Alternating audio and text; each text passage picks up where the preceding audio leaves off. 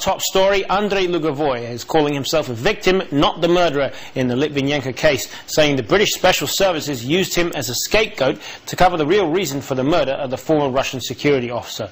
This and other controversial statements were made at a press conference held by the two Russian businessmen Andrey Lugovoy and Dmitry Kovtun, both men contacts of Alexander Litvinenko, the former Russian security officer who died of polonium-210 poisoning last November in London. They met Litvinenko on the day he fell ill with symptoms of poisoning. Andrey Lugovoy is now wanted by Britain to face charges of murdering Litvinenko. Lugovoy himself says he's not guilty, and earlier British investigators called on Russian authorities to extradite him.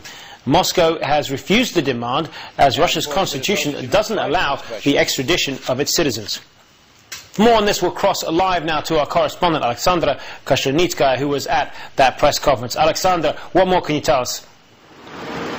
Well, this is the first public statement made by Andrey Lugovoy and Dmitry Kovtun after Crown's prosecutors demanded Lugovoy's extradition in connection and to charge him with Litvinenko's murder.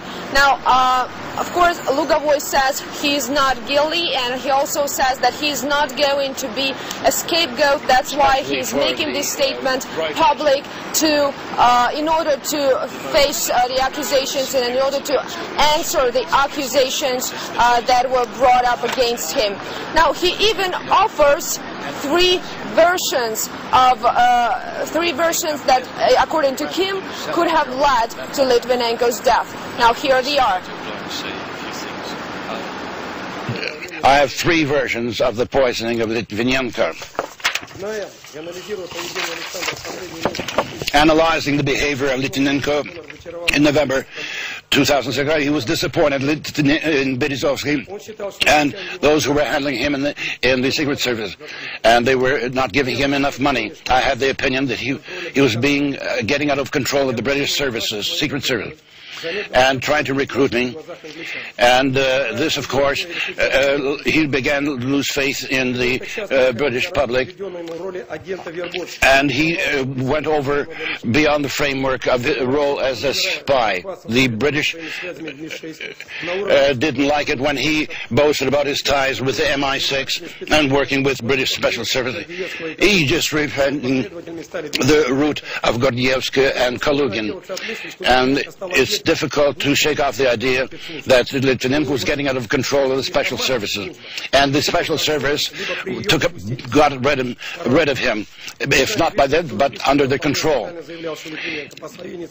Litvinenko, on his made contact to the Spanish police, getting information about the so-called Russian mafia, about the arrest of Shatrov Jr. and his accomplices. I told this so that I would not be quoted as a source. Litvinenko told me himself, in order to get information about Shatrov Jr., he himself went to Israel to meet other people there.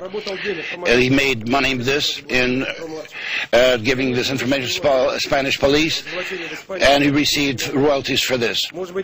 Perhaps this was such a barbaric method was used for putting him to death. The third version, I think, is most valid. It concerns Berezovsky, who is well known as a master of political intrigue.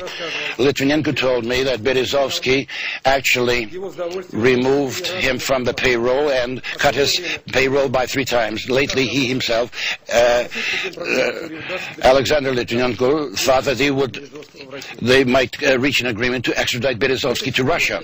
In connection with this, I'd like to tell you the following: that Dmitry Kovtun, shortly before Litvinenko's death, told me when we met in October of last year, during our supper in London Chinatown, Litvinenko spoke about ways of making money, touched upon the talks between Russia and the UK about the extradition of Berezovsky.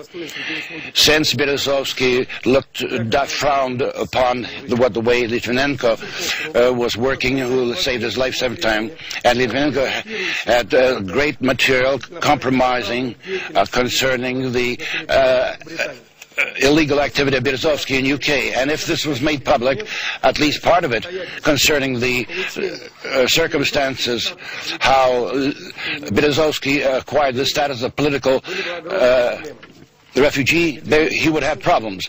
And Litvinenko said that in the period when Russia had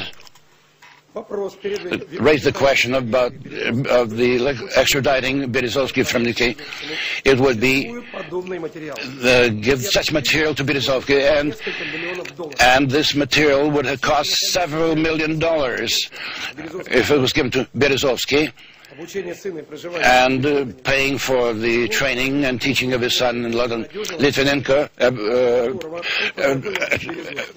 went to Kofton to find such people that would contact Berezovsky and give this compromising material. And Litvinenko knew that this would be a very valuable way of making money, since this talk was taking place when I was leaving the table, Litvinenko, Kofton, not to speak about this, fearing that I, having a possibility to make contact with Berezovsky in a time, and will expose the idea of Litvinenko, with not wanting to participate in this directly or indirectly. Litvinenko, Kofton and I considered it a boon to forget about this talk, but now remembering the details of our meeting with Litvinenko, that this compromising material which he had could have radically changed Litvinenko's material status. I could assume that he'd not given up attempts to blackmail Berezovsky, which could lead to such pitiful consequences.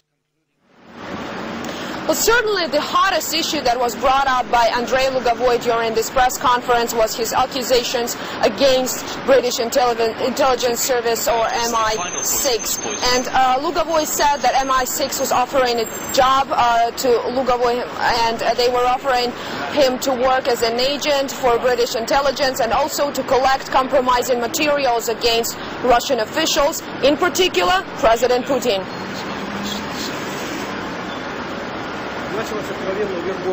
They tried to recruit me as an agent of the British Security Service.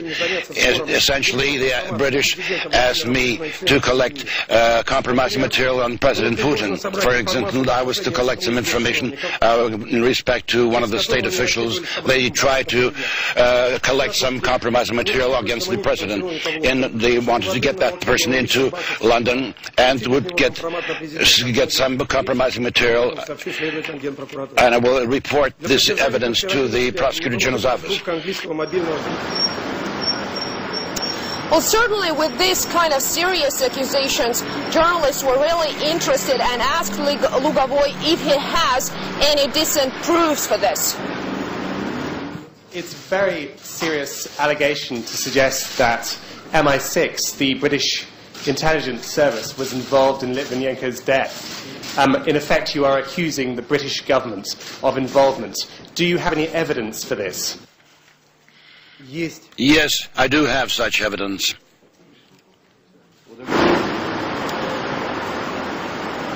Also, he said that he is willing to share this evidence with the General Prosecutor's Office upon their request and with Crown's prosecutors.